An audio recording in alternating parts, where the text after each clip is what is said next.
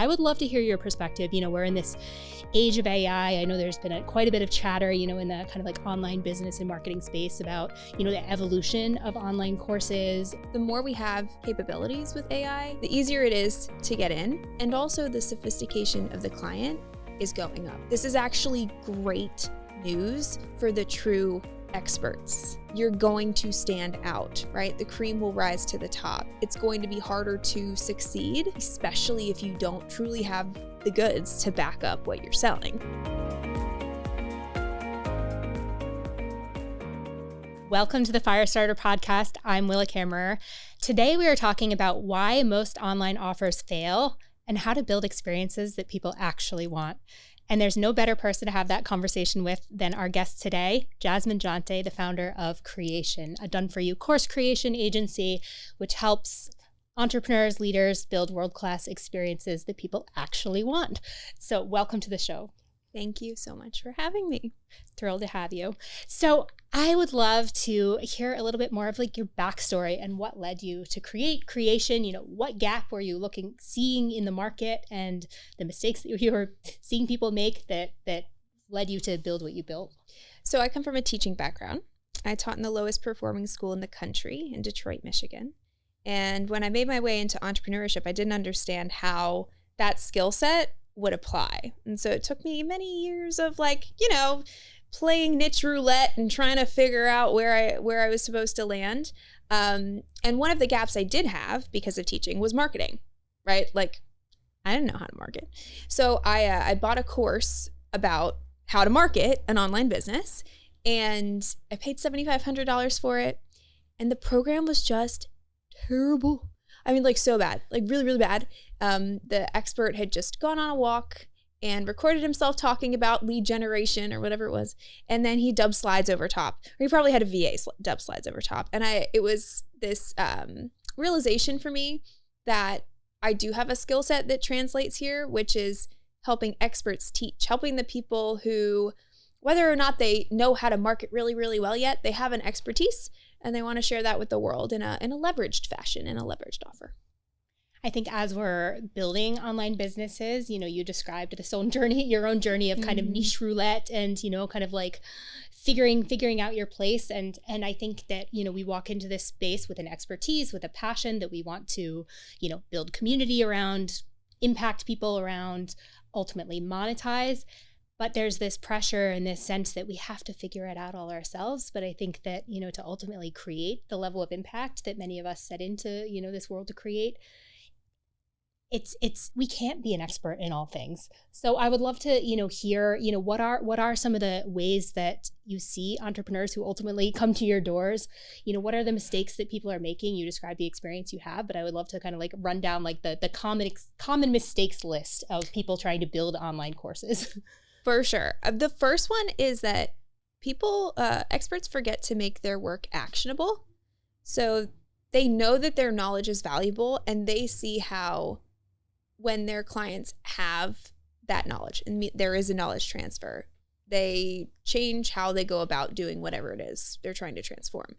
But when you're in a environment where you're teaching and you can't see the other person on the end of the screen or in front of you, it matters so much more that it's so more actionable than if it were in that one-on-one setting. So just making things actionable, I feel like is like the biggest thing. And in that is like reverse engineering. So, okay, what are the actions they need to take? Now, are you aligning the lessons with that? Are the lessons aligned with the modules? Are the modules aligned for the big transformation? That's numero uno, is making sure it's actionable. And then some of the others are people who do not align the result with the support structures required.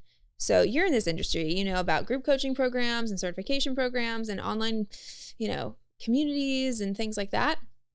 And it's really important that we align the right structures for support with whatever the transformation may be.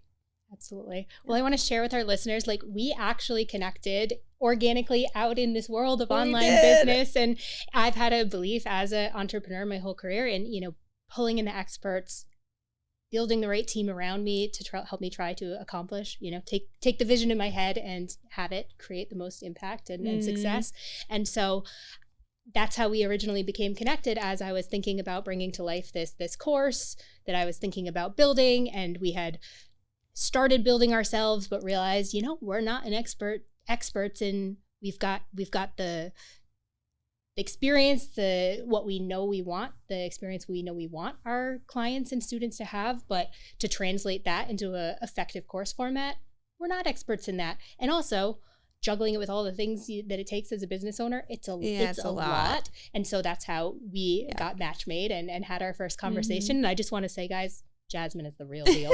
She knows her stuff, and you're just world class at what you do. And I think the way that the multidimensionality of how you approach online courses, online learning courses, dumbs it down. It's a learning experience.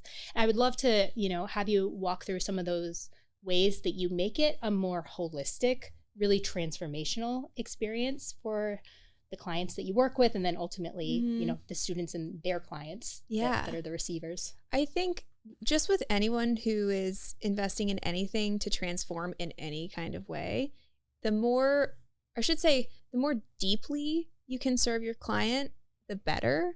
And so I got really clear on who my people were, and they were experts who have this beautiful brain, and they have it's like a filing cabinet, and they have all these files of experiences and different facts and knowledge. And when they're working with someone one-on-one, they can easily pull out the file that one person needs to help them see whatever it is they need to see and move however they need to move. And when we ask them, okay, but of those 100 files, I need you to take the 10 that everyone needs, and I need you to put it in the right order and sequence, they really struggle because it's a different skill set. It's teaching. And just like writing copy is a skill, or, producing a video podcast is a skill, so is teaching. So when I thought about that, and when I considered the depth at which I could support my clients, I just went all out. And so what the agency used to look like, me and a couple of VAs, and we did as much as we can, but over the years we've layered on video production, editing, all the graphics, all the tech and portal support, which is all like the curriculum stuff. But then what you were saying before is like the experience too. So is there a facilitation guide so that we know what's happening on group calls? Like, how are we structuring the community and the curriculum? Oh my gosh, we just designed a graduation experience for a certification program that was so fun to do. So just like all of those like really fun touch points that come outside of just the curriculum. And so when we do that, it's kind of meta, because we've done it with our clients. It's like, how deeply can we serve this one ideal client? And we encourage our clients to do the same for their students. So really focus on who is that ideal student, and then how can you really deeply serve them? Absolutely. And I think that I don't know if we ever tied a bow on, our initial conversation. Your expertise, I value so much. I'm so glad we didn't hire you, because it wasn't ultimately the right course for us to create. Yep. What we actually ended up doing was evolving it, realizing you were talking about, that experience, that impact for the student. And what we ultimately realized was it was personalized coaching that was the best way for what we were trying to build for our clients, and the ultimate end result to get them launched, brand offers, back-end systems launched. It wasn't in a, online course format, but it was in a really, one-on-one, hands-on implementation program. So that's ultimately how that evolved.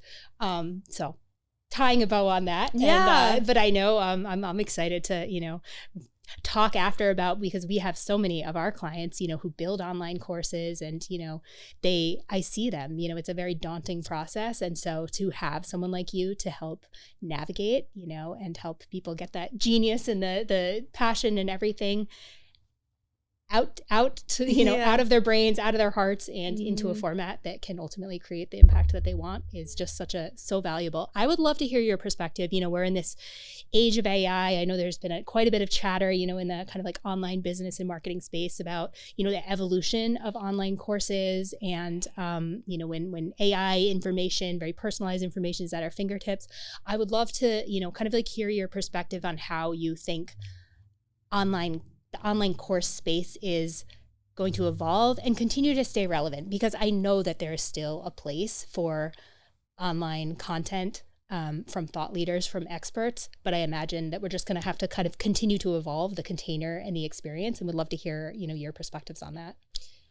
Yes, it is changing, isn't it? Yes. I think the more we have capabilities with AI, the easier it is to get into the quote expert industry. I mean, how many experts are in our industry that are not experts, right? But the easier it is to get in, and also the sophistication of the client is going up. So you have this weird kind of experience where we have more people putting more programs into the world, and yet less and less people want to take them because they've had a bad experience, or they just are more selective when they choose to do it. So this is actually great news for the true experts. You're going to stand out, right? The cream will rise to the top. It's going to be harder to succeed, especially if you don't truly have the goods to back up what you're selling.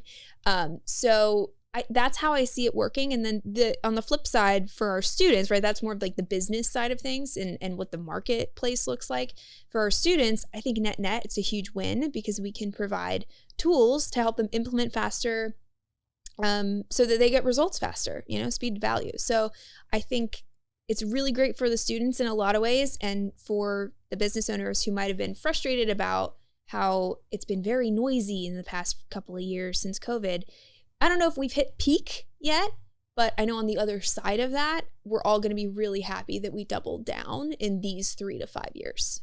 Absolutely. Absolutely. And just, I think some of the trends I'm seeing emerging, just, conversations, it's like, that interactivity, building interactive experiences, building community so people can be not only having the content, but opportunities to engage, build relationships, interactive tools like content generators, AI can be leveraged inside of learning experiences to, give tools for students. So I think that there's a lot of good, and you're right. I think, more people have entered the space, flood of content, but ultimately, the cream will rise to the top. And I think it is ultimately just going to continue to raise the bar and, expose what works and what doesn't work, what delivers value and what doesn't deliver value. Absolutely. I would love also to hear your perspective on, I think, so many people just put their blinders on. Like I just, like me at one point, like gotta get the course launched. That's, and then, once I do the course, I have to churn out all the content. I have to record all the videos and lose sight of the actual strategy behind it. And you can build the best course in the world, but how are you going to actually sell it? And how are you going to make sure, ultimately what I realized, I think when we had the conversation, I was like so focused, blinders on, got to create the course. What I ultimately realized was we had to spend a lot more time with our clients and customers first to really, we ended up doing a much more of a beta launch version to really, get closer to their needs and what they ultimately wanted and needed that would support them. What mistakes do you see people making, feeling all this urgency to create the course, but maybe not thinking about kind of the strategy, the selling, and the long-term pathway to make that course profitable? Yeah, you touched on a couple of things there. First is like readiness. And you're right. I talk to a lot of people, and at least half of them who come to me, I'm like, you're not ready. Like, you're not ready for this yet. And it's because you want to have enough experience, not in your own transformation, but teaching other people before you can then go and productize it. Like, you have to have enough of those touch points one-on-one with clients, right? Students. So that's thing one is like, do you have that experience to then go and do this? Because if you try to productize without that, you don't have enough, you just don't have enough data points to truly make decisions that you need to make and move quickly. So then you end up spinning, and you don't know why you're spinning. It's because you were never ready to start in the first place. So that's really important.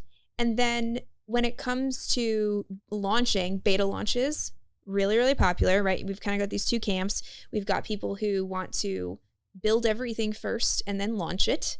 And then we have people who want to launch it and then build it. And I have seen both work successfully. So there's no right or wrong solution here. It's just like, where are you at? What's your audience size? Where's your personal brand at? Like, there's a lot of different levers to look at to know when to do one over the other. And at the end of the day, it also comes down to your strengths and what you're confident in. I know plenty of people who they feel more confident selling it once they've built it and feel really proud of it, and that works for them. And then I also know people who just feel like it's a better use of their time to make sure the offer converts first. So again, they both work. It's just like what works for you. Totally. And I love that you bring that up, because I think there is so much noise out there, and there is this sense that, there's one way, the loudest voice wins, and this is the way to build your business online and to grow your personal brand, and that there's one path and one way to do it. And what you just said is there are multiple ways to do it. You've seen both successful, and it's ultimately figuring out, what's most aligned for you. And I think also, that's so beautiful about the way that you've built your company and how you support clients is you're not helping them build generic courses, that follow, check these boxes and, to fit into a box. You're really helping bring out that unique expertise to build something that is aligned, which will ultimately convert better. If you want to talk a little bit about that. Yes, I think it is important to have alignment when we make these decisions. I mean, I was also thinking about when you mentioned, like, how do we make sure it keeps selling? And it's the same thing there. I mean, are there webinar funnels? Yes. Are there challenge funnels? Yes. Are there ads? Yes. Are there JVs? Yes. Like, there is freaking YouTube SEO, where there's like a million ways to drive traffic to hit a sales system. There's a lot of different sales system opportunities to convert to a buyer. And it's like a red flag in my head whenever I see someone is like, challenge launches are the best way to launch your online course. I'm like, eesh. And I feel like the market is generally becoming that sophisticated, where we can't say there's only one way to do things anymore. Exactly.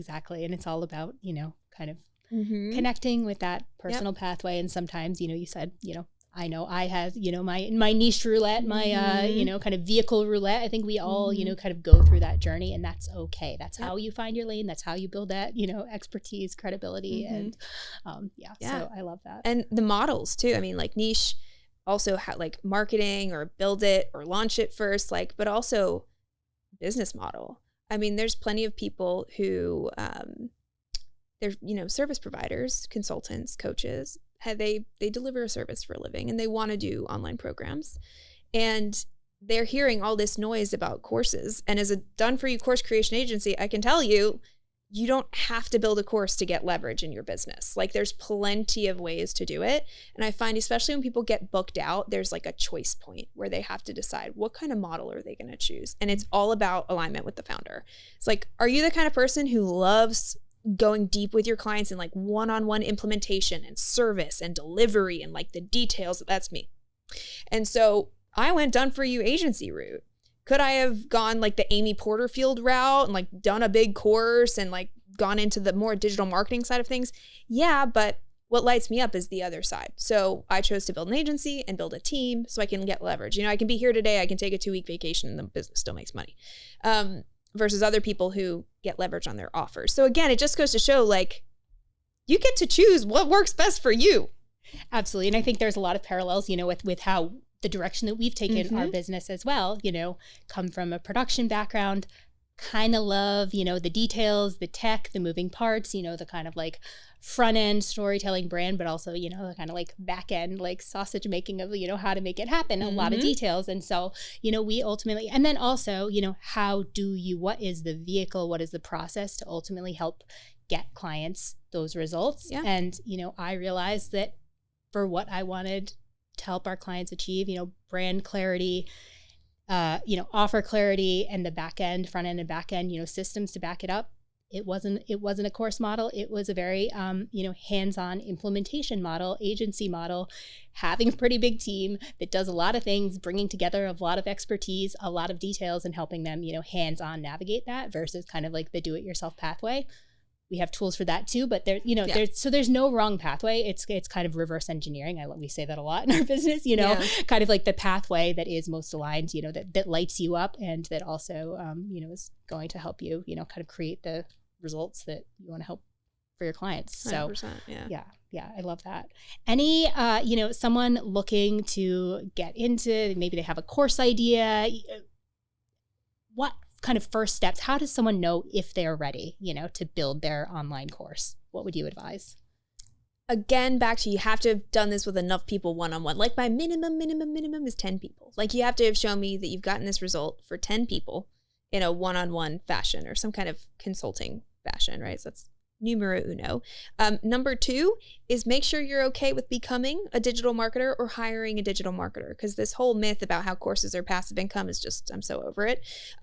In order to drive leads, there has to be some kind of activity. Even the most passive of marketing, like SEO, for example, you know, once you set it, it's working. You still have to keep up with it, but it's not the same as, I don't know, something like running a masterclass every week.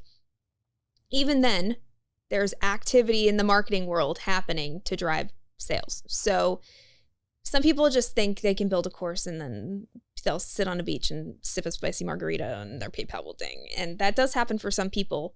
And that means they have a team who's running all the marketing efforts. So just know that either you're okay to become a digital marketer or hire a digital marketer to work on that side of the business. That's a green light. Those are 2 biggies. And then third, I would say be okay with iteration and imperfection, because when we create a program or a book, any kind of content piece where it's like our body of work, your body of work changes as you change. So it's always going to be evolving. It's always going to be iterating. And most people just think, oh, once it's done forever. And that's just not true. Unless you don't grow. But if you're in business, then like, come on. I'm so glad you said that final point, because it's literally something I repeat all day long to our clients, is especially when building a personal brand, you know, built around your expertise, etc.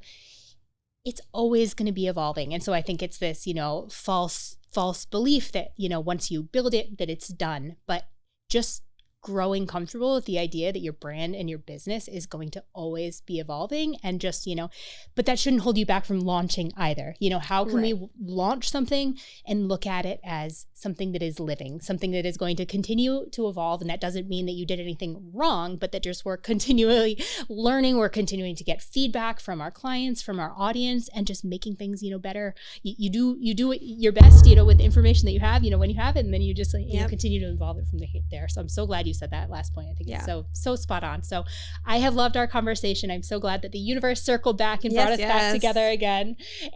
Where can our listeners find you and learn more about what you do at Creation? So my main channel is YouTube. You can find me there. And then our website is www.creation.co. Awesome. And thank you so much for joining us for another episode of the Firestarter Podcast. You can check out our show notes with all of Jasmine and Creation's information at thefirestarterpodcast.com, as well as to learn more about the work that we do, helping course creators and experts build their brands and businesses and ultimately get courses launched that maybe Jasmine and her team can help you build at our company Firestarter. And check out the show on YouTube on my channel, Willa Kammerer, the Firestarter Podcast. Subscribe so you don't miss an episode. And if you liked what you heard today, we would love it if you would leave a review on Apple Podcasts and Spotify. It goes a long way in helping more listeners be part of the conversation. So see you on our next episode. Thank you so much.